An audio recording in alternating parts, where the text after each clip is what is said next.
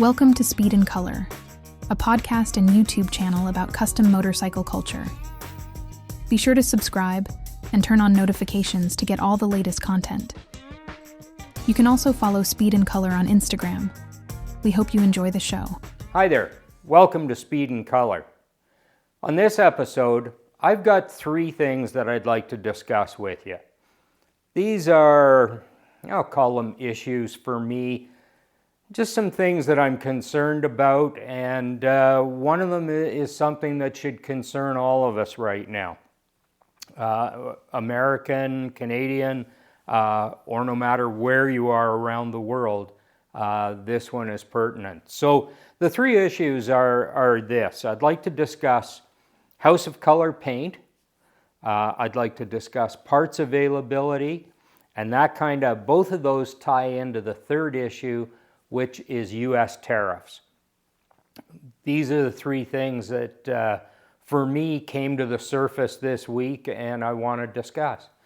So to kick it off, I want to play a video clip that I recorded in Las Vegas last week to open the topic of House of Kolor. So let's watch the clip. You know, coming down to Vegas, I thought for sure this would be a great opportunity to pick up some House of Kolor paint, bring it home with me, use my personal exemption at the border. You can bring $800 worth of stuff back. I thought, yeah, this will work out well. I'll tell you what, finding House of Kolor paint is a real chore. Man, oh man, Karen and I were all over this town. We went to the what's listed on the website as the preferred distributor, Elite, I believe it was called Elite Paint. And that turns out that it's actually the Sherwin-Williams main building, but only the main building for house paint, and the people who work there don't know anything about House of Kolor. So from there we tried a couple other places. One is now a body shop. It's no longer a paint and parts place. The other place was just gone. Anyway, we finally wound up here at GM, what's this called? GM Auto Paint Supplies. Gotta tell you, super people, great place, really, really good. They've got stuff on the shelf. They've got product here. So typical. Everybody else is telling you, oh yeah, just find it online, let us know what you want, and we'll order it in for you. Well, if I'm going to find it online, why don't I just order it myself? Like, what? Anyway, doesn't matter. Great product. I love House of Kolor. I love using it. It's my go-to. I just really like it. But I'm concerned, folks, about where the industry is going, where our whole culture is going. It's harder and harder to find parts. You can't find people to talk to explain them to you. Paints, you'd like to be able to go in and get a look at stuff and talk to somebody knowledgeable. And it's just not there anymore. Everything is, just go online, and I gotta tell you, I don't like it. I'm not happy about it. However, GM Paint Supplies here in Las Vegas, I don't know if this is considered North Vegas or what, but good people. They've got the product on the shelf. They do a good job here. The prices are reasonable. If you're a Canadian, hey, do your shopping here. Like I say, up to $800 personal exemption. If you've been away for 48 hours, no tariffs, no duties, no nothing. Just go back home and take it with you. Avoid the shipping costs and everything else.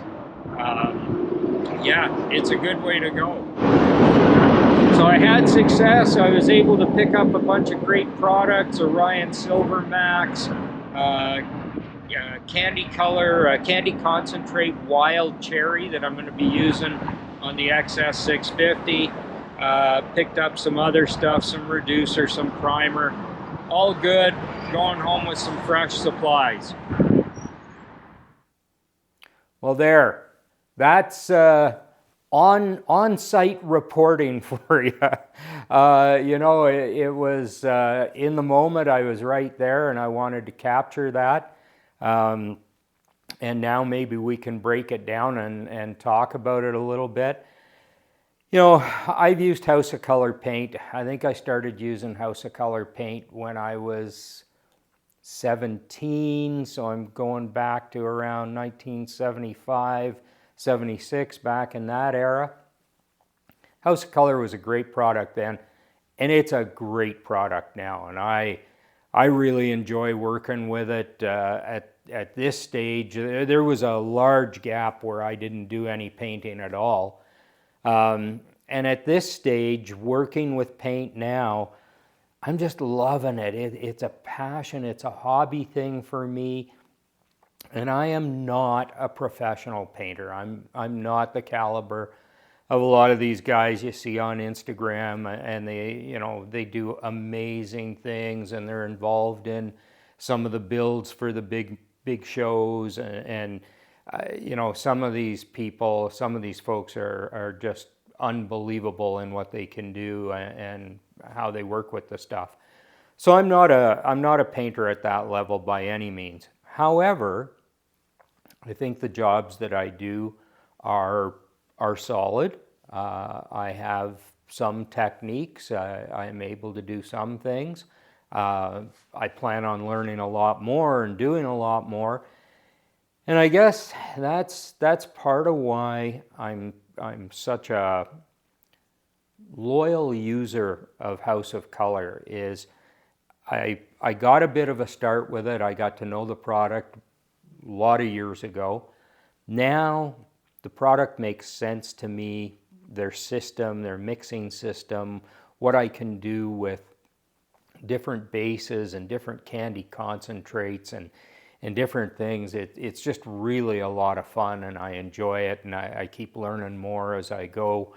So I really, really like House of Kolor. Being a Canadian and living in Canada, I guess more to the point, in Calgary, there is one distributor for the product. I don't want to get into any name calling or bad mouthing or anything. They carry a decent amount of product. I'll give them that. They have a captive market here. The issue I have with them is that the pricing seems to depend on the mood and how much a certain individual likes you. There's only one guy in the whole place who can give you a price on House of Kolor, and he never looks at the computer. He never looks at a price list. You say to him, I need this and I need that, and it's, okay, I'll charge you this for this. And, I don't know. I just found out in Las Vegas, I've probably been paying way too much for certain things. Other things are in line. It's a tough one. So there were two distributors. Something happened with the second one. They had a fallout with the rep or House of Kolor, or something happened. One day they had shelves full of the stuff. The next day the shelves were cleaned off. The product was gone, and I was just told the product is gone and it isn't coming back. So what happened there, I don't know. The reason I mention all of that or talk about all of that is being in Canada, trying to get the product. A lot of people in the US tell you, oh, just order it online. You can't order it online in Canada. There's nobody that I found yet, and if somebody knows of somebody, I'd sure like to know.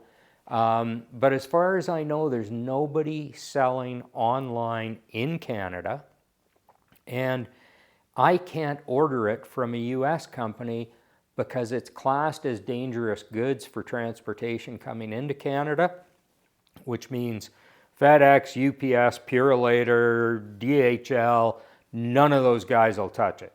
Like, they won't touch it. So you can't get it shipped, and even if you found somebody who would ship it, you're kind of limited as to what time of the year. You don't want the stuff on a truck that's going to freeze. It's solvent-based. I guess it shouldn't freeze, but there's certainly things, if it got cold enough, I'm sure it could affect some of the product. So it's really a difficult situation here. And as I say, the distributor we have, I've tried to be loyal, and I will still buy products there because I can't run to the U.S. every time I need a product. But it's kind of sketchy. So while we're in Vegas, I figured, hey, this is a great opportunity to pick up some House of Kolor. If you're a Canadian and you don't know, if you've been across the border for more than 48 hours, you have an $800 personal exemption, which means no duties, no taxes, and I'm hoping, and I don't know this for sure because I haven't been able to find it anywhere, but also no tariffs. So $800, you can bring back $800 worth of American product with no extra charges. That's really cool. That's a good thing. A lot of people go shopping, go do whatever. For me, I either bring back parts or I bring back paint. That's pretty much what I do with my personal exemption, and Karen usually pitches in and helps me out. So we can bring back a pretty good load of stuff between you and I. That's how I got my frame jig. All that steel, and I'm not talking about all the rectangular tubing, but just all the fixtures, all the pieces of it. That steel is heavy, heavy, heavy. Shipping that from the US to Canada, wow, it's expensive. So we were down at the timeshare. We were down there for a week. It was easy. I had it shipped to the timeshare, threw it in the trunk of the car, brought it back, no problem.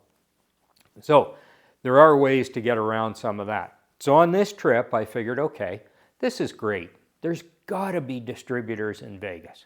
I should be able to find House of Kolor. I'll be able to go in. I was expecting to go in, look on the shelf, look at different stuff, kind of like, and here's one for you, Coast Airbrush in Los Angeles. Man, that store is the bomb. I love that place. They carry so much stuff. I mean, I guess they're in the heart of the custom car and motorcycle world. They carry so much great product, and they have shelves full of House of Kolor. Really, really cool. You can get whatever you need. I thought for sure there'd be something like that in Vegas. I thought there must be all kinds of custom paint jobs going on, guys working with the stuff, in the general area. Maybe out at Henderson or something, there would be a shop. Well, I'll tell you, I checked the House of Kolor website, and it came up with a preferred distributor being Elite Paint and whatever. Gave the address. We go to the address, and it is the Sherwin-Williams main distribution center. And I thought, oh man, this is going to be spectacular. Go in, walk up to the guy at the front counter. Yeah, do you have House of Kolor paint here? He says, what? I said, House of Kolor paint. He had no idea. Sherwin-Williams owns House of Kolor. This guy had no idea what I was talking about. Then I realized why. This whole distribution warehouse thinger that we got sent to was in fact for, I guess, residential and commercial paint, so house paint, commercial paint, that kind of stuff, not automotive finishes. So he was really good. Once I explained it to him, he said, oh, let me find out. So he called over to the automotive distribution center for Sherwin-Williams, which is at a different location. And they said, oh yeah, no, we don't have any of it here. Tell the guy to go online, decide what he wants, call us, we'll order it in, he can come and pick it up. Now for my case, that actually made sense because I would be able to bring it back with me then. If I had been an American, that to me, that really doesn't make sense. If I'm going to order it online, why don't I just order it online? Or if I'm going to go online to find it, why don't I just order it online? Why would I go online, search it out, find out what I want, then call somebody to bring it in so I could go there and pick it up? Didn't make any sense to me. Anyway, that I didn't think was a great solution at the time for what I was doing. So I thanked the young man, and he said, there is a paint shop down at the end of the building, in this same building. He said, just walk right down to the end. I thought, oh, that's probably where this elite preferred distributor is. So I go down to the end of the building, nada. This is a new, I don't know if they bought the old shop that was there. I don't know what they were doing. Anyway, there was no House of Kolor on the shelf or anything. I talked to the guy at the front counter. He had no idea what I was talking about, didn't know anything about House of Kolor. He called out one of the guys who is a painter / counter guy at the shop. And this guy comes out and he says, oh yeah, House of Kolor, yeah, I've got some. We just don't have it out on the shelf. He said, what are you looking for? And I said, well, I don't really know. I kind of wanted to look at some stuff and see some different things and see if you had color charts and stuff. No, we don't have any of that, but let me go see what I got. And he comes back out with a cardboard box full of candy concentrate and lettering enamel. Good products, don't get me wrong. Nothing wrong with those products. But he brings them out. They're just thrown in the box. There's so much freaking dust on them. I don't know how long they've been laying around. And some of the cans, some of the lids were off a little bit, so the paint had leaked out. Some of the candy colors, the paint had leaked out around the lid on the candy colors. I kind of looked at this box of stuff and I thought, I have no idea how old this is. I don't know where it's been. Some of it's leaking out. So I said, well, thanks. No, that's not really what I'm looking for. And he said, oh, well, check back with us because we are going to carry it. We're going to have it on the shelf. I just have to get this stuff cleaned up and put it up on the shelf. I said, yeah, we're not in town that long. That's okay. I appreciate the effort. So we left there.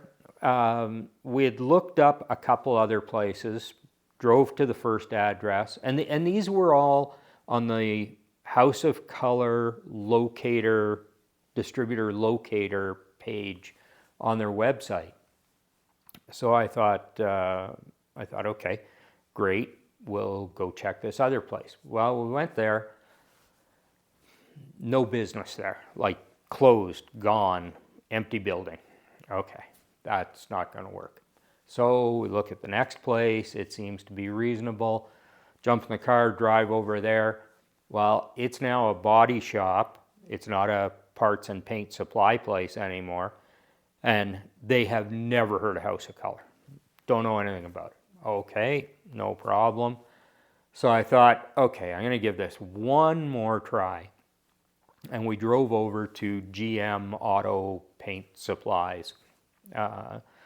Great place, great store. For anybody who's in the Vegas area, if you're a Canadian like me, you're going down there, you want to go pick something up, let me save you a whole bunch of trouble. If you're an American, you're in Vegas, whatever. If you live in the Vegas area and you're looking for a House of Kolor, boom, GM Auto Paint Supplies. That is the only place to go.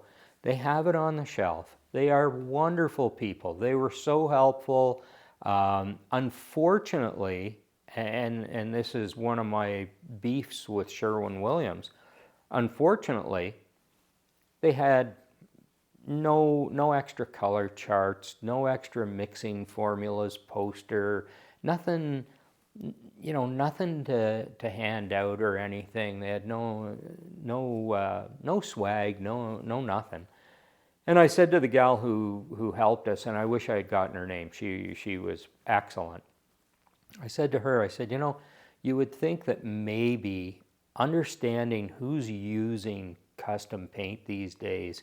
They're pretty passionate people. I think a lot of people who are spraying House of Kolor and some of these custom jobs, we don't work in shops. we're independents. We're off doing our own thing, renting a booth, spraying in our own garages, doing whatever, and doing some beautiful work with the product.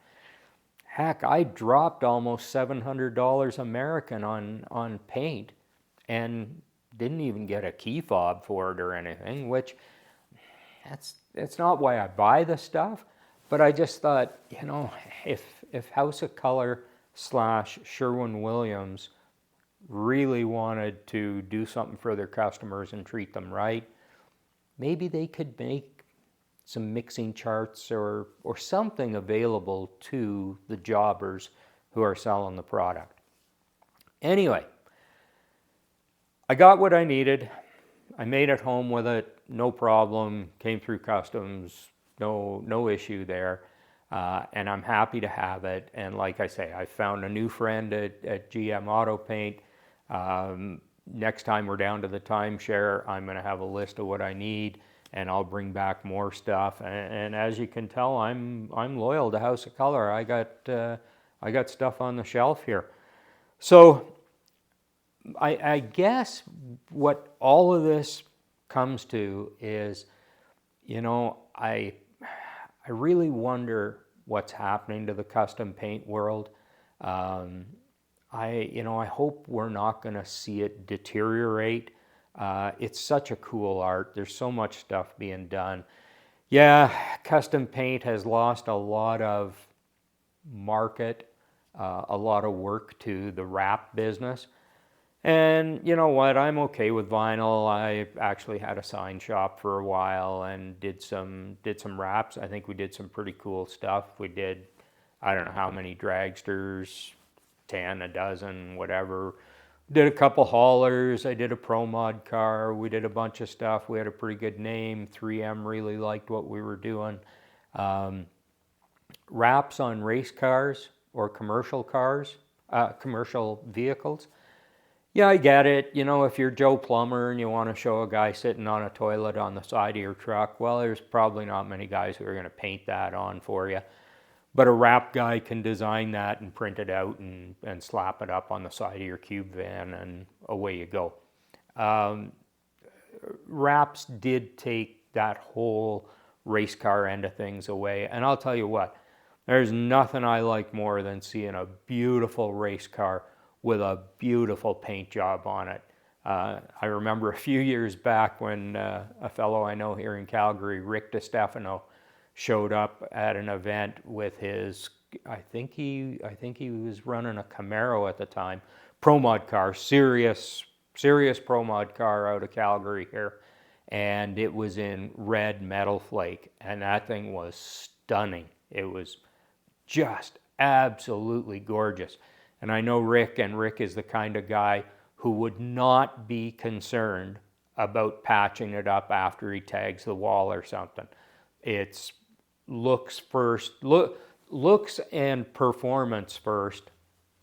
The maintenance of it, it's not the issue up front.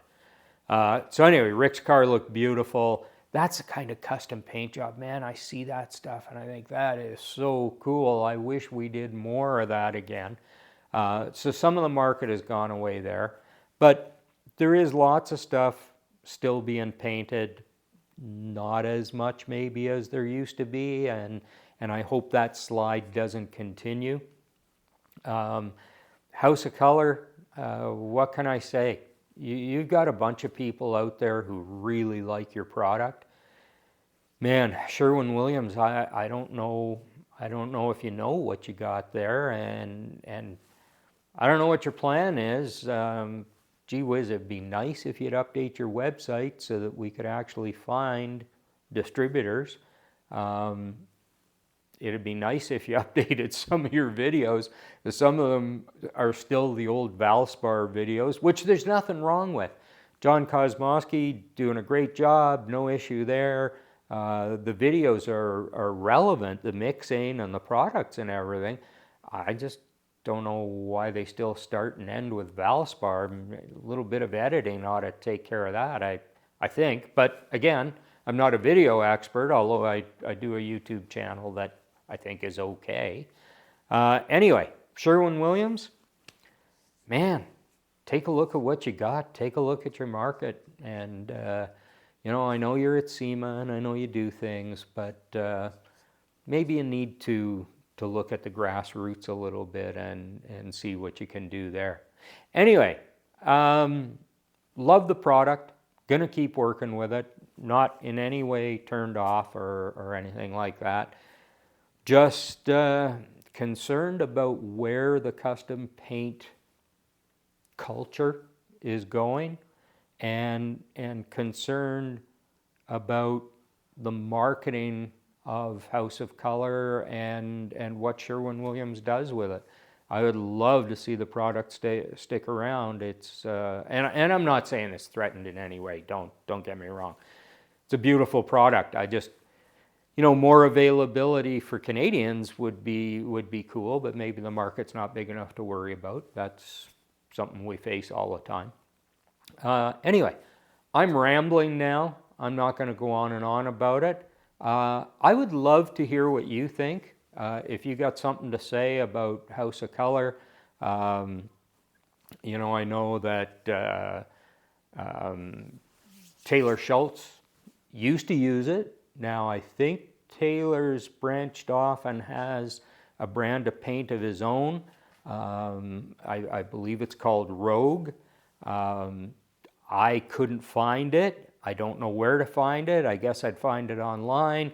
But again, I can't get it into Canada. So Taylor, if somebody tips you off to this video, hey buddy, sure love to hear from you and find out how you're doing with Rogue and how a guy can get his hands on it. I love House of Kolor, but that doesn't mean that I wouldn't give something else a try, especially from a cool guy like you.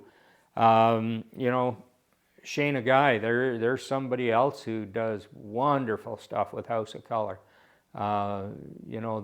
Those are the painters who are really setting the standard and showing us what to do. So anyway, love the product. Wish it was more accessible. I'll figure it out. That's what I do. Would love to hear from you about, any issues getting the product, especially if you're in, Australia, Germany, do you use House of Kolor? What do you guys use? What's the deal there? I would like the feedback. So that is issue number 1. Stand by. I'm going to tackle parts here right away. All right, let's talk about parts. This is very similar to the first chapter of this video, if you will, the first chapter of this episode, the House of Kolor availability. Parts availability. Again, I guess where this comes from is my age and what I know. And when I say what I know, I don't mean that I know shit about building choppers or bikes or anything like that. That's not what I'm talking about. What I'm talking about is I grew up, I remember as a teenager, once I started to get into cars and stuff, again, 17, 18, 19 years old, playing with stuff. And there were shops. There was Car Belt Speed and Custom in Ottawa. And out here, there was Pit Stop Performance. There's Unlimited Performance, who I believe is still in business. I think Andy's still running the business. JB's Automotive. But the problem with the guys who are still in business is, I remember going in and looking at real race car parts. And Pit Stop Performance,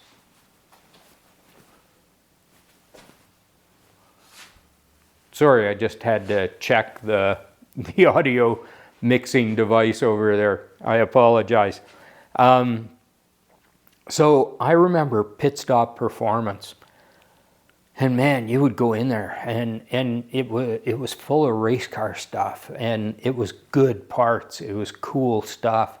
They'd have manifolds and and just, shifters and all hardcore stuff. They did. I'm sure they even had pistons and some common rings and gears and all kinds of stuff in stock.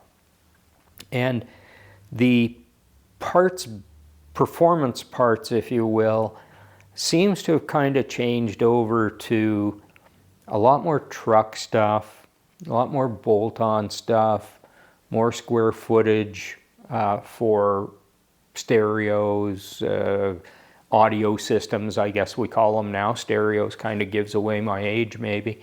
But they're not that hardcore performance. And in the motorcycle world, and I will admit that back then, I was more into race cars, hot rods, that kind of thing, than I was motorcycles. But I'm sure that back then motorcycles were similar as well, that you could go in and you could find parts, you could find inventory, and you could talk to knowledgeable people. And that's what I find is missing now.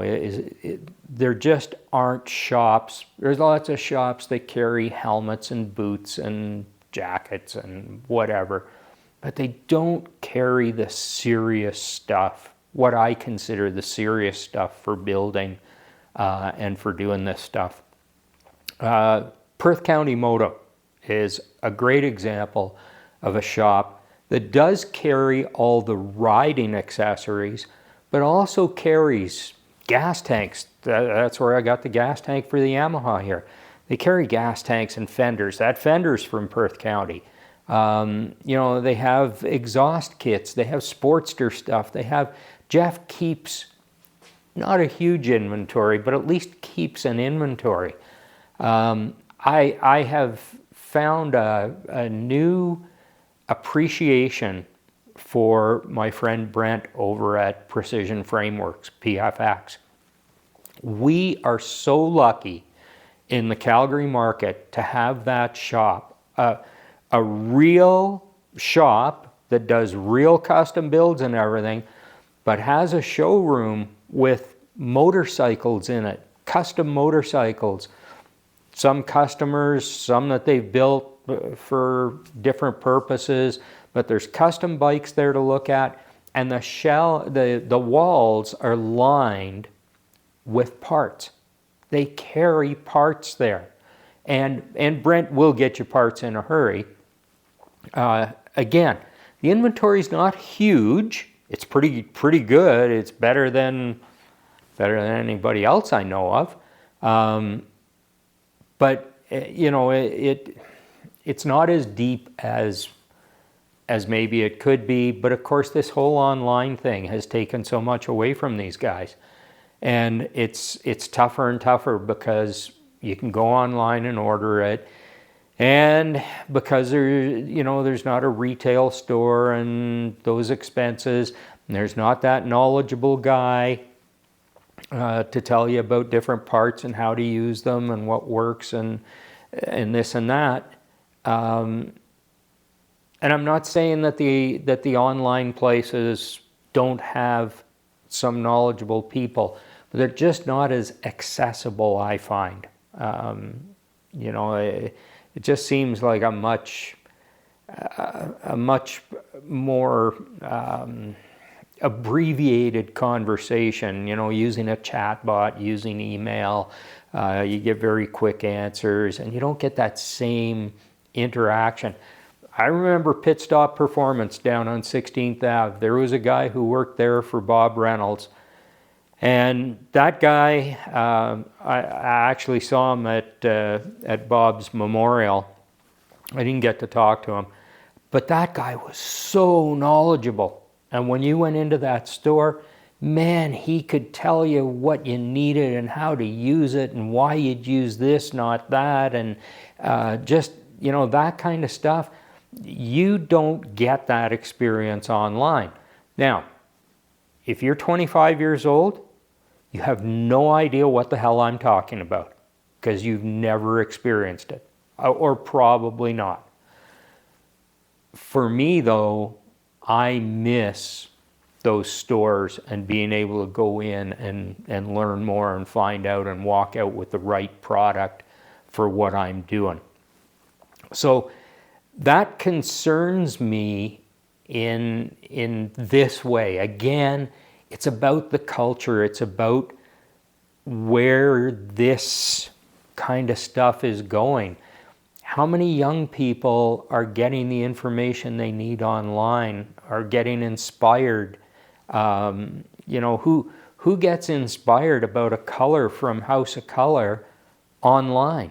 What you see on your computer screen isn't going to be the same as what you spray out of the gun. It's not going to look anything the same at all. Well, okay, it'll look similar sort of, but you're not going to get tone. You're not going to appreciate the flake or Orion Supermax or anything like that. And the same goes for parts. Yeah, you can see something online and you think, oh, okay, that looks pretty cool, and then you get it and it's not going to do the job at all. It doesn't measure out the way you thought it would. It doesn't do what you thought it would. It doesn't move the way you thought it would. So the online thing is, I don't know, I kind of look at it as quick and dirty. Yeah, I can order this, boop, get it in 3 days, and away I go. And if I know what I'm ordering, it works. Just got an order from Lowbrow the other day. I got bungs and washers and some odds and sods. Yeah, okay, I know what I'm getting. Master cylinder, rear brakes master cylinder for a Sportster, chrome one. Yeah, I know what I'm getting. Good. But other stuff, some parts I had to order for the Springer, man, I was in unknown territory there trying to figure it out. And what I got worked out, but man, it would have been nice to have gone into a shop and actually seen it on the wall or, some kind of display and picked up the parts that way. Again, my concern is, does the online system do what I think we'd all like it to do for novices, whether they're young or whether it's a guy who just retired and now he wants to do something that he's always thought would be cool and build a bike, build a cafe racer, he's got his dad's bike in the garage, whatever, right? Does the online thing inspire people the way they need to be inspired? Does it educate them the way they need to be educated? And, I'm going to say, again, Las Vegas, I was hoping there'd be shops. I found one really knowledgeable guy at O School Choppers. Good guy. I think his name is Adam. I've got it in my information. Anyway, good guy, beautiful builds. Oh, I mean, these guys, they're top notch. And they're using the fancy swing arms and they understand the different suspension offerings and they got it all nailed down. Inventory? Not really. There's not a whole bunch there. Yeah, they can order it for you and whatever. And at least they can show you project bikes to give you an idea of what you can do. But again, for me, because I grew up with it, I miss those shops with parts on the shelf, with inventory, and with those knowledgeable counter guys who could really, or gals, it doesn't have to be a guy, people who can really explain things to you and show you how things work. There you go. That's another one of Bruce's issues. And again, I'd love to hear from you. If there's an exceptional shop in your area that has a lot of inventory that's really, really good, man, let me know. Maybe I can do a show and mention some names, or maybe I can do something, Instagram, whatever, and maybe one of these days I'll be able to afford a website and we'll put it on there. But for now, maybe I could get Patrick to put it on the Inside Motorcycles website. That's even better. That's cool. I could probably do that. Anyway, if you know of a shop, if there's somebody exceptional out there that you deal with, I would love to hear about it, and I'd love to make other people aware of it, because I think it can only help our industry, our community, our culture. I think it'd be great. Third item, tariffs. I'll be back. We're going to talk about this stuff. All right, let's talk about these ugly things called tariffs. So, first off, let me explain. I am not a customs broker. I am not any kind of professional. I'm not trained in customs, duties, taxes, that kind of stuff. Being in the industry, I know a little bit about what's going on. I've tried to digest it because, of course, it affects me personally with parts that I use for custom builds and stuff. So I wanted to understand tariffs, and I did a little bit of digging into it. And I'm going to share with you what I know, but like I say, disclaimer, I don't know shit. So don't necessarily listen to me, but if what I say makes sense and helps you out a little bit. I know a lot of people have questions about this stuff, and some of them are very simple. If you haven't dealt with this kind of thing, you might be a little bit lost. People are wondering, everybody's antsy. The media is doing a great job of trying to get everybody's anxiety up, and really, I think a lot of things are being distorted and amplified, and yeah, it's just not a great situation. I think we all need to kind of calm down, understand it better, and then make some decisions, decide how we're going to work with it, look at options, that kind of stuff. And the more we share as a community, the more knowledge we share. Some of what I tell you may not be accurate, but if somebody out there knows what is accurate, then they can share that with us, and we'll get through this thing together.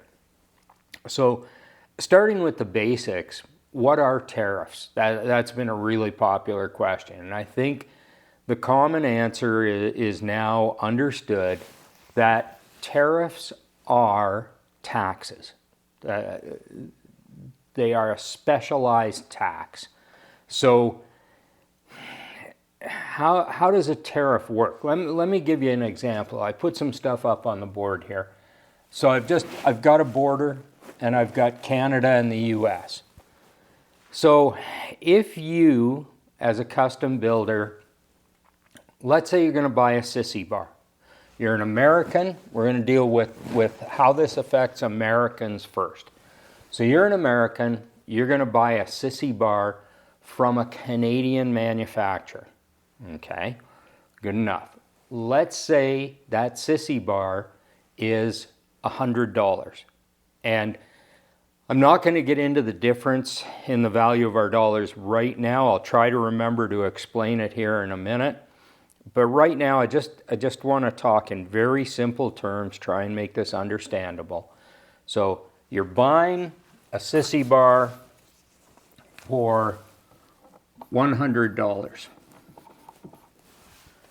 Well, what happens is when that gets to the border, and at this point I'm assuming that the American system is going to work very similar to the Canadian system.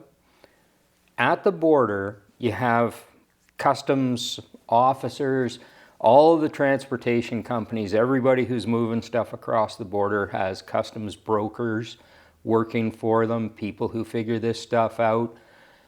I don't know if you've ever, for sure Canadians would be familiar with this. You place an order with Lowbrow, it comes by FedEx. FedEx has in-house brokers. Those people sit down, they look at probably look at the bill of lading or the weigh bill, whatever they call it. They put that product into a category. They see if there's any duties on it. They charge you the tax, in our case, the GST. at 5%. So they charge you the duties and taxes, and the FedEx electronically sends you a notice. You've got duties and taxes to pay. It's this much for your package. It's going to be delivered Wednesday. To avoid delays and whatever, you can pay for it now. You pay for it online. On a couple $100. What was the last one I paid? I think I ordered $226, and duties and taxes, I owed FedEx $21, $24, something like that. So you pay that, and it gets delivered. Going into the US, I imagine it's going to be the same thing. And what's going to happen is the border, the customs officials are going to take that $100 and they're going to add $25, which is 25%, right? So it's a 25% tariff. They're going to add $25. That $25 goes to the US government by way of their customs department. This $100 is what you paid for the sissy bar. What you pay in total is $125. Simple stuff. So everything you buy for building motorcycles, at the individual level, they're going to add 25% to. And that 25% goes to the government. That is what Mr. Trump is doing to, and I'm sorry, maybe I'm supposed to say President Trump. I don't want to offend anybody here. And I'm not going to call him Donald because I don't know him. He's not a buddy of mine or anything. But President Trump, his directive is charge 25% across the board, other than an exception for energy, which works in his favor. But anyway, 25% across the board. That is revenue for the US government. Whether he's doing it to offset the deficit, whether he's doing it, I've heard all the stuff in the news, whether he's doing it as a way of generating revenue that offsets the tax breaks that he wants to give to rich guys like Elon, I don't know. I don't care. Bottom line is, if you're buying from a Canadian, you're going to pay that 25%. That is not paid by the person who is selling you the product, and it's certainly not paid by the country that that person lives in. We don't pay anything to U.S. Customs. That doesn't happen. Now, I'm talking at a personal level, purchases you're making, but there's also commercial or larger purchases. So take, for example, beer cans have been a great example. Beer cans. Typically, they buy the aluminum from Canada. So they're buying big quantities. We're talking, hundreds of thousands, maybe millions of dollars. We're talking big transactions here. That tariff, and I believe it's still 25% on steel and aluminum, that tariff is paid by the beer can manufacturer who is bringing that aluminum into the U.S. So that's where the money gets big, is in those big commercial things. However, you have to look at the smaller stuff too, that if you're buying products from Canada, even at this personal builder level, you're paying that 25%, and that adds up pretty good. So that's what happens for Americans. Oh, excuse me. Yeah, I think I'm gonna leave that there for a minute, because now I want to explain what happens to Canadians. So for Canadians, this initial process, this initial 25%, means really absolutely nothing, or it should mean nothing. Here's what I mean by that. I've already heard of some people discounting product, and again, I get it. at a commercial level, big deals, you're selling hundreds of thousands of dollars, whatever. I've heard that some Canadian companies have said, well, we will eat the 25%, or in other words, they will give a 25% discount to their American buyers. It will severely reduce their profit margins, maybe to nothing. And they'll do that to keep the relationship going and to keep the volume going. That's certainly a choice that they can make. My personal belief is that if your product, in this case, if your product is worth $100, your product is worth $100. And you should maintain what you get for your product. And yes, I understand giving up production, relationships. I understand it all, but my gut says you got to stand your ground. And if your product is worth this much, then you need to charge that much. If you discount it to offset the tariff that should be paid by the importer, if you discount your product, and you're probably discounting it to some degree forever, because whoever's buying it from you is going to say, well, if you could afford to take 25% off when there was a tariff on it, you must be able to give me a discount close to that now, after the tariffs are removed. It's just a spiral down. It's just like when prices go up, very seldom do they come back down to the same degree that they went up. Well, the same is true if you discount your product. It's really, really hard to get back to where you were. It's hard to justify that. So I do not agree with discounting product. However, I understand in business, in production, there may be a reason that you have to do it, or that you believe you have to do it. So that's the difference between that commercial and the personal kind of thing and whatever. Now, let's talk about what happens for Canadians, because I've had a lot of people say to me, okay, so there's a 25% tariff at the American border. How does that affect me? Why does that put my price up? Well, here's how it works.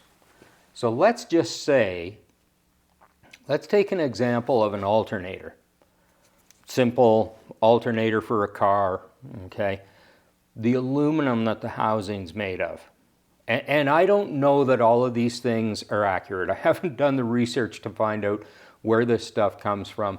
I'm just trying to give you an example, and it, the situation could change. But let's say the aluminum, the raw aluminum, comes from Canada. Alternator manufacturer in the US, or actually alternator housing manufacturer in the US, buys that aluminum.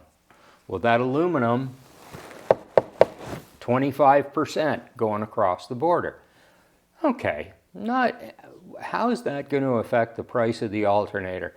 The aluminum is a fraction of the cost of the alternator, and you're only talking about 25%. Going back to the beer can thing, I've heard people saying that the cost of manufacturing that beer can is going to go up like 2 cents.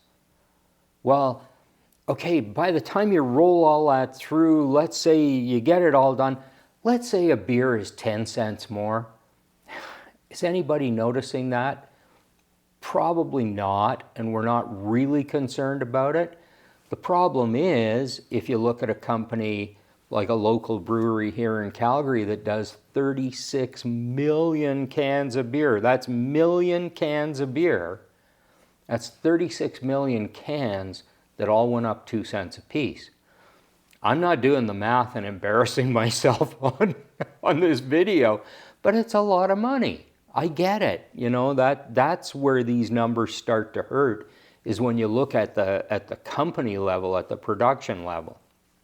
So that alternator, the aluminum goes across the border, 25%. Okay, so that housing manufacturer, the guy who casts that, whatever, they're going to increase their price a little bit.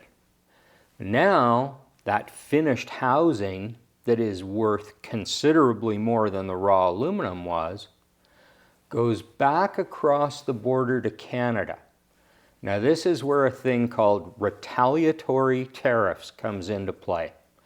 And retaliatory tariffs are a way of saying, if you put a price on our product, if you put a tax on our product, we're going to put a tax on your product. It's, the common analogy is, if you hit me in the face, I'm going to hit you in the face back. I understand it. It's a visceral reaction. It's a human nature thing, fight or flight, whatever. I get it. I disagree with my government. I do not think this is the way to go. I think the way to go is to not react to the tariff put on by Mr. Trump, who, by the way, I think is absolutely wrong with his tariffs, and I'll explain that in a minute. But I think he's wrong, but regardless of what the American president is doing, I think it's wrong for Canada to retaliate. Retaliation, putting a tariff on in Canada, increases the price of goods for Canadians. So it's inflation. And under a different administration, and I won't mention any names, I don't want to get into that, but previous presidents to come, I think you could have governors of states going to that administration and saying, hey, this is really hurting. We need to reconsider what we're doing. And those people would be listened to. In this case, I do not believe that President Trump is listening to anybody. He has, I don't know, well, let's give him the benefit of the doubt and say he has a plan. He's committed to what he's doing, and he's going to do it, and he's not listening to those people. So I'm not sure that retaliatory tariffs would work in this situation. I actually think that no reaction would be much more effective than what we're doing. I think if we just said, oh, okay, you're putting tariffs on our products? Okay, knock yourself out. Charge Americans more money. That's something you got control of. Go ahead and do it.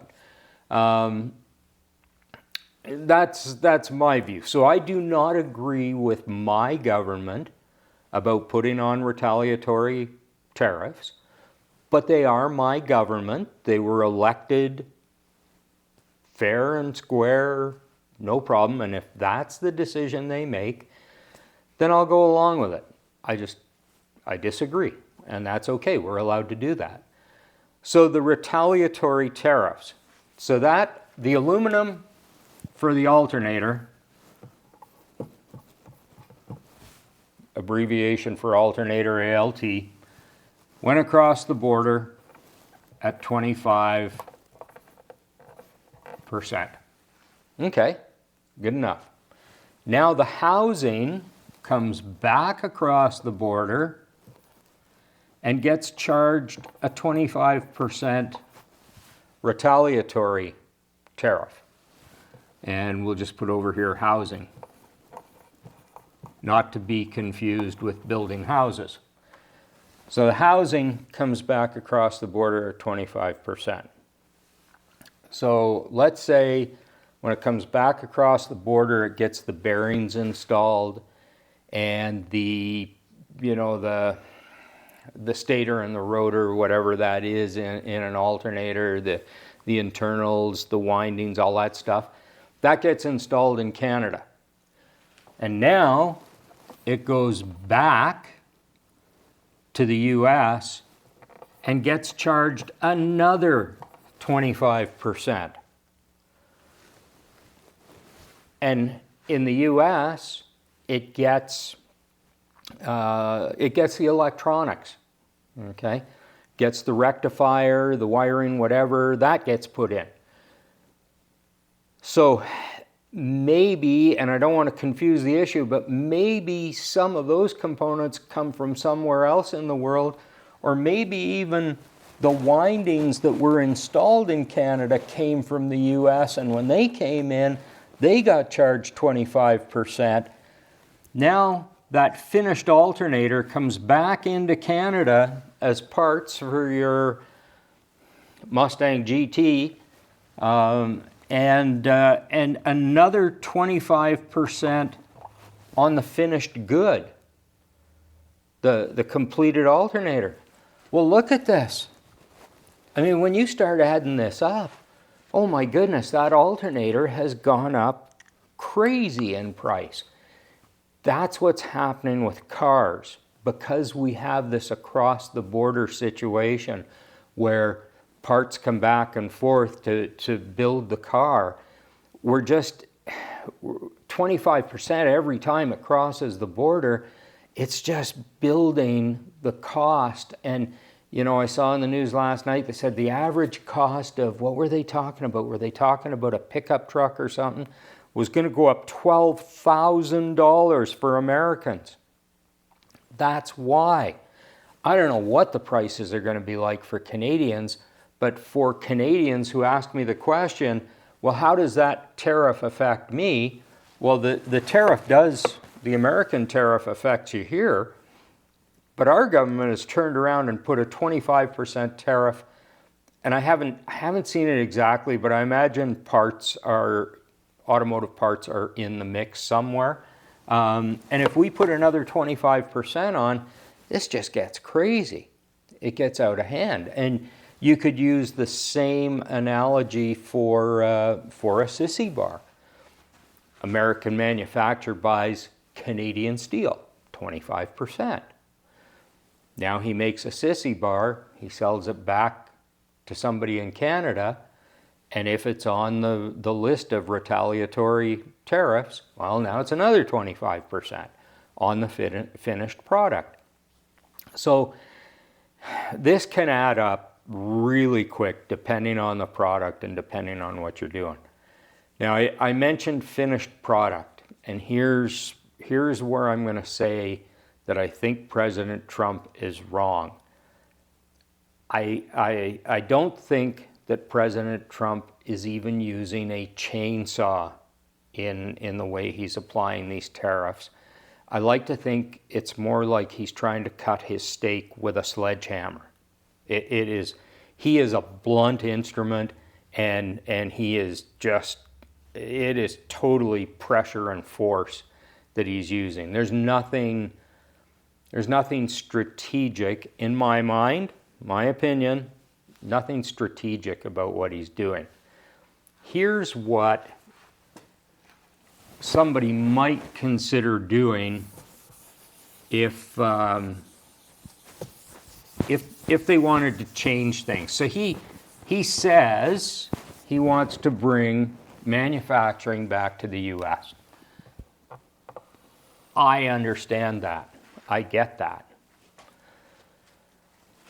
Again, very simple example. Don't know the facts on this, but I think you'll get the gist of this. Let's say it's t-shirts. Maybe he wants to impact the apparel business. Okay, so if you have t-shirts, finished product, and that's a huge part of this, is finished product. He's putting tariffs on a lot of raw products, and I think that could be a mistake. It would be a mistake in my strategy. So let's say I wanted more apparel, clothing manufacturers in the U.S. Start with t-shirts. So t-shirts from anywhere. Now we're not focused on countries. President Trump seems to be very focused on countries, on entities. He wants to make this personal. He wants to attack, not necessarily attack, but he wants to have confrontation with countries. And prime ministers and presidents represent countries, and he can deal with that. If you wanted to build the t-shirt manufacturing business in the US, you would say, okay, we are putting a tariff, make it 25%, I'm okay with that, 25% on all t-shirts coming into the US. I just bought t-shirts the other day from a company. I won't mention company names and what I'm doing because I don't want to associate anybody to what I'm saying. Same company, two different t-shirts. One, obviously a little bit thinner. The material's a little bit thinner. I felt it. It's got a cool design on it. It's an okay t-shirt for warmer weather. It'll be absolutely fine. But then the other one that had a really cool design on it, you feel it. The hem is different. The material's obviously thicker. The shirt's a little bit longer. There's more material there. It's a better quality shirt. The lower quality shirt came from Nicaragua.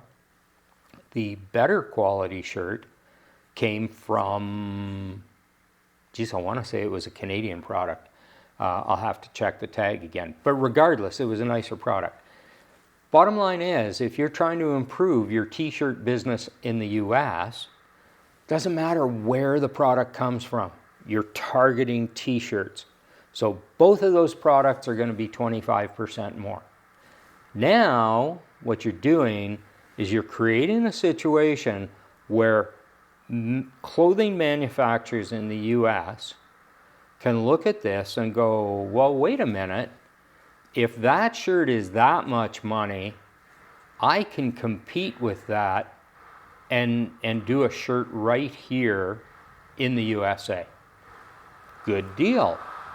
I do not know what that is going by outside, but it is noisy as heck. I apologize. So a t-shirt manufacturer can say, hey, I can compete with that, and I can make a quality t-shirt. And they set up a factory, or they enlarge a factory or a production line so that they can do more t-shirts. And that tariff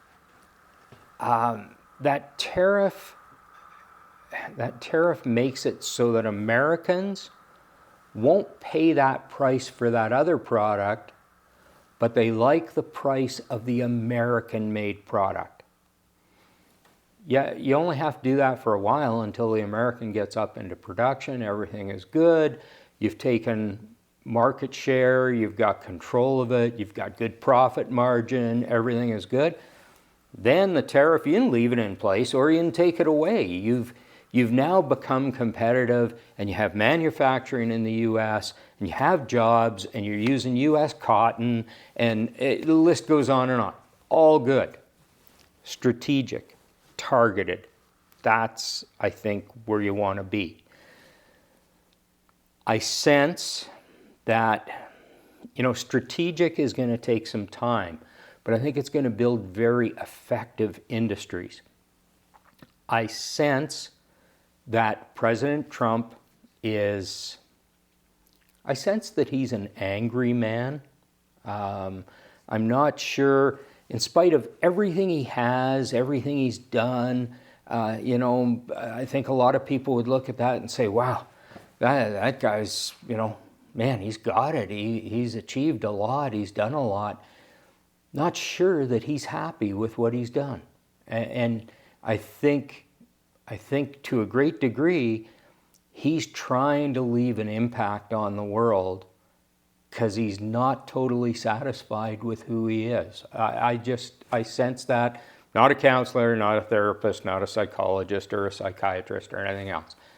I'm just a guy, and I just sense that he's not a very happy man. So he's taking this broad, sledgehammer approach.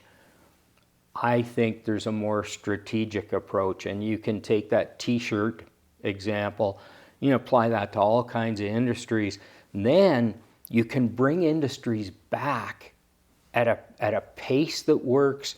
You can bring them to certain areas of the U.S. where you need that manufacturing. You have a lot more control. You can assist in certain ways. Just it seems to me that would be a better way to build.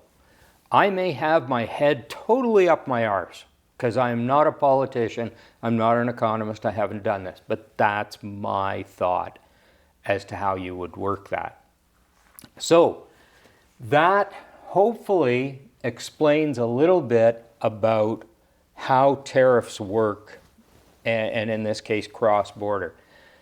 Now, I said that I was going to talk about the difference in dollars. So if you don't know, which is, if you're an American, there's no need for you to really know this.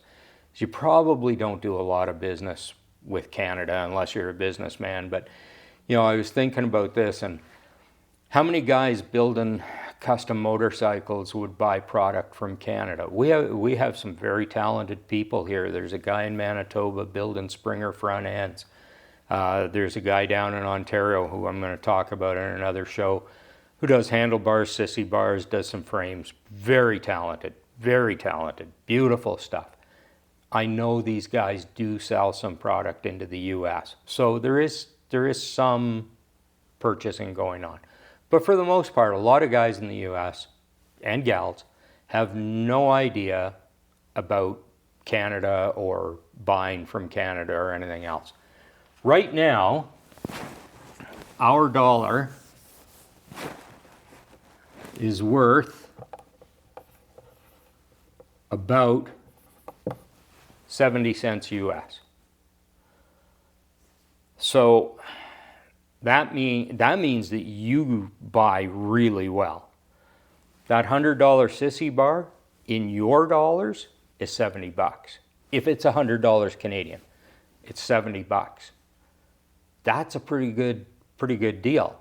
That's why oil is so important going to the US, because we work WTI, West Texas Intermediate, from what I understand, is our base point, because our oil from the oil sands, I think it's mostly from the oil sands, is a heavier,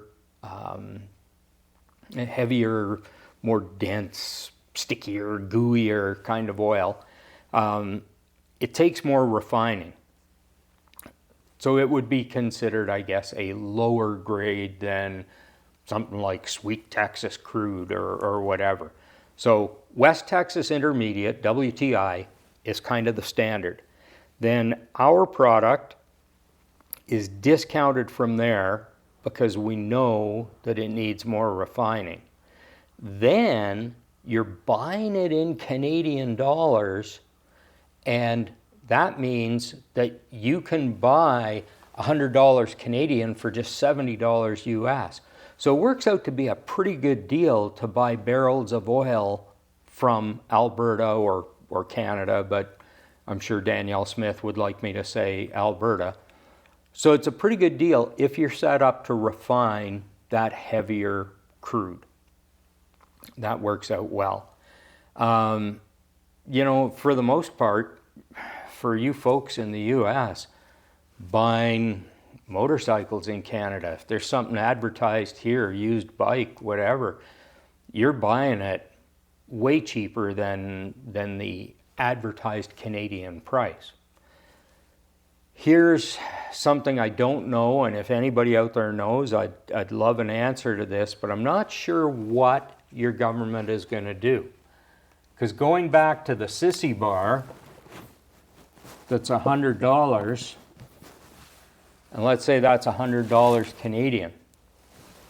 When it gets to the border, are they calculating 25% of $100, or are they calculating 25% on $70? And the reason I ask this question, it makes sense to me, because the exchange rate, the value of the dollar, fluctuates. You may cost yourself money if you do the conversion and then calculate the 25%. So what they may do, and I don't know. I don't know what's legal. I don't know if there's anything that's legal or right in this whole thing. But if they calculate the 25% on the 100, okay, now you would only pay $70 on the 100, but customs would say the 25 you get to pay us in US dollars. Don't know. That would be interesting to see if they're doing it that way. The totally fair way would be to use that day's exchange rate, calculate the exchange on this. If it's $71 that day, $71, take 25% of 71 and charge that to you. That would be the fairest way to do it.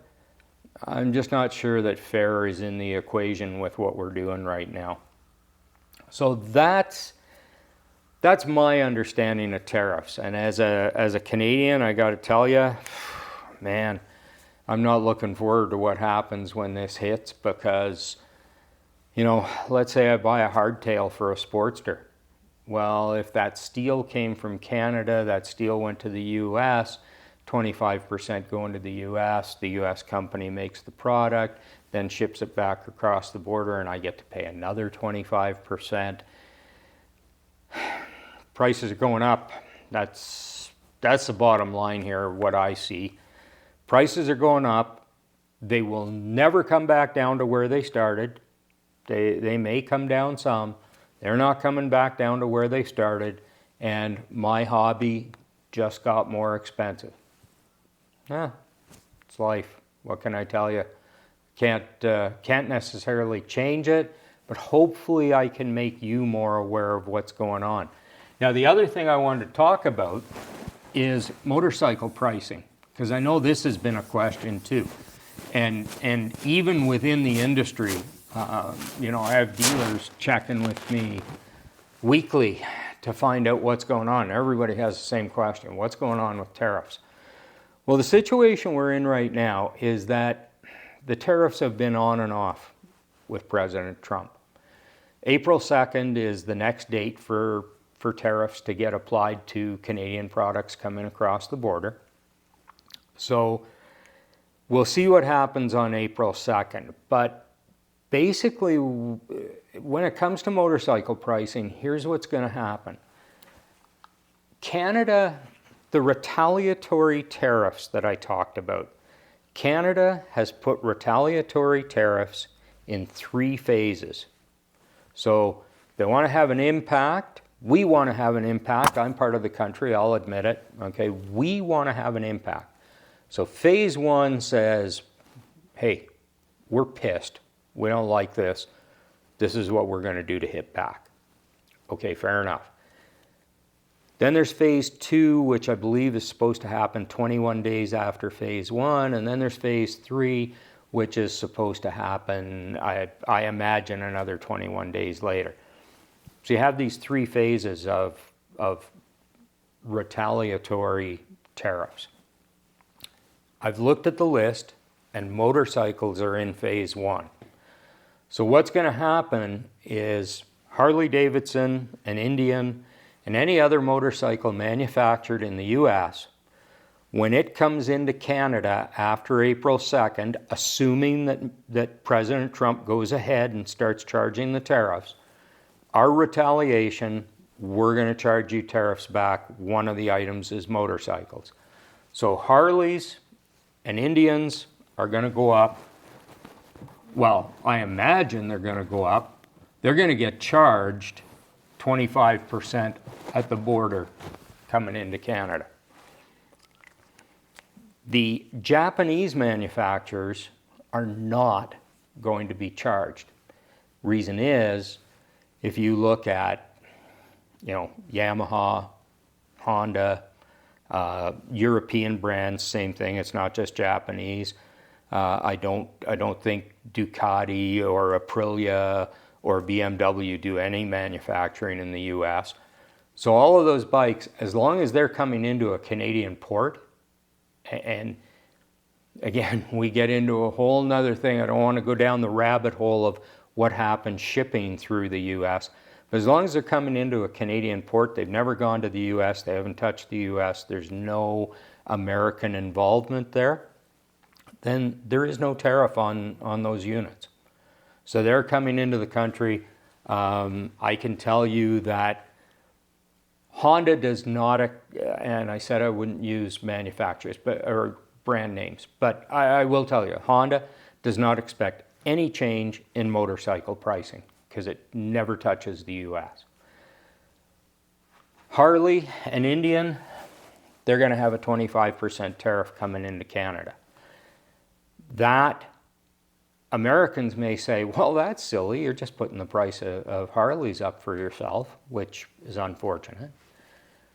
But the other thing to consider is, in that Harley Davidson, is there any aluminum, steel, electronics? Is there anything that goes in to assembling that motorcycle that comes from Canada?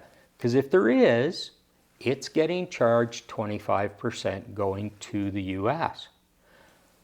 So that's going to put the price of, if it's steel that's being purchased for the frames, now the cost of the raw material to go into your frame has gone up 25%. Again, getting back to what I was talking about with the t-shirts, this is where I disagree with Mr. Trump.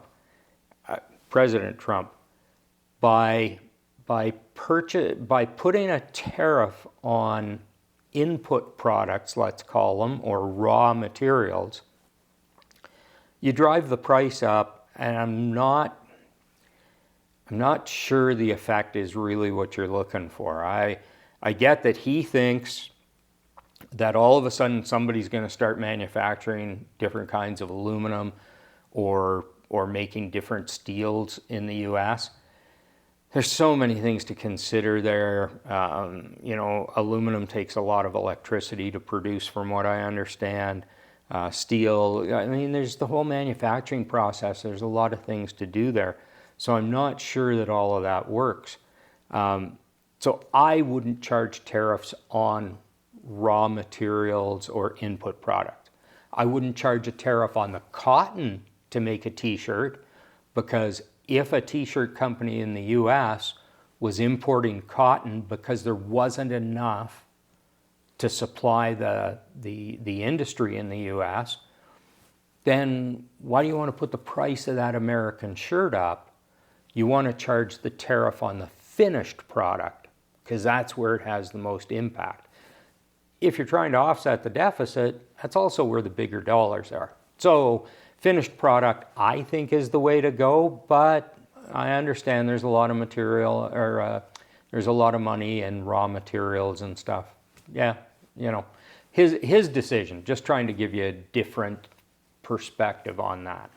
So anyway, if that Harley Davidson uses stuff from Canada, then it is going to put the price up a little bit. It's not going to be huge. It is going to put the price up for the American buyer, but it's really going to affect the price for a Canadian. And this is very intentionally done by the Canadian government to send a message to that state that produces Harley Davidsons to say, you guys need to talk to your president because this is going to hurt. I don't know. How big is the Canadian market? Blah, blah, blah. We could go into all kinds of stuff there. So that's what's happening there. So as I understand it, Japanese and European motorcycles, Taiwan, wherever they're India, wherever they're manufactured outside of the U.S., and they come directly into Canada, those will not have a tariff, so they will not see a price change, or should not see a price change. Not for tariff reasons, anyway. That's what you can expect on motorcycles. I know this is a show about motorcycle culture and motorcycles, but just to give you an idea, ATVs and side-by-sides. Polaris, I believe Yamaha, and I know for sure Honda. ATVs and side-by-sides are all manufactured in the U.S. They are classed under recreational vehicles, which comes in phase 2 of Canada's retaliatory tariffs. So April 2nd, if all this goes into place, there will not be a tariff on ATVs and side-by-sides. But 21 days out, 21 days, sorry for my sloppy writing, but 21 days out from the start, I was going to use a different term that I shouldn't use, from the start, then ATVs and side-by-sides coming into Canada from Polaris, Yamaha, Honda, and anybody else who manufactures in the US, going to be a 25% tariff. You can only think that the price is going to go up. I can't see the manufacturers absorbing that kind of price increase. That's just the way this thing is going to work. I will tell you that as a Canadian or even as an American, if you want to know what those phases are and what products are covered in Canada's retaliatory tariffs, Canadian government website, whatever the name of it is, it's easy to find. You could just do a Google search on Canadian tariffs, whatever. Anyway, on the government website, there is the phases and all the products that are covered. Reading through it, you just about need to be a customs broker to really get all the different categories and motorcycles. I said that motorcycles are charged a tariff. I think they have six or seven different classes of motorcycles, all based on engine size. So many cc to so many cc, blah, blah, blah. And again, ATV and side-by-side lumped under recreational vehicles. Well, what else is a recreational vehicle? You're talking trailers, motorhomes, is all of that stuff. And then, trailers, what kind of trailers? Where does that stop? What's considered a cargo trailer versus a recreational trailer? Oh, it just goes on and on. So this is going to be ugly for a while. It's going to be tough to deal with. I hope that my explanation helps at least a little bit to understand what we're up against. And I would say too that in what we do as motorcycle enthusiasts, this is really a shame that we're going to pay a price for this, because it really, it doesn't really affect us. We're not a big part of this, but just like everybody else, we're going to wind up paying a price. And it is what it is. That's it for now. If you have any questions about tariffs, if you have any insight for me, if there's anything you'd like to share with me, man, I'd like to hear it. This is Speed Kolor, the podcast on YouTube. You can find us on your favorite podcast platform. We're on YouTube, as I say, Speed Kolor channel. You can follow me on Instagram. I don't do Facebook. I'm working on Threads, but you can certainly find me on Instagram. I appreciate you watching, listening, whatever it is you're doing. I hope to see you back. I hope there's value in this, and I just appreciate the heck out of you spending time to watch or listen to this. Thank you so much, and remember, build safe, ride safe, be cool. We'll see you soon.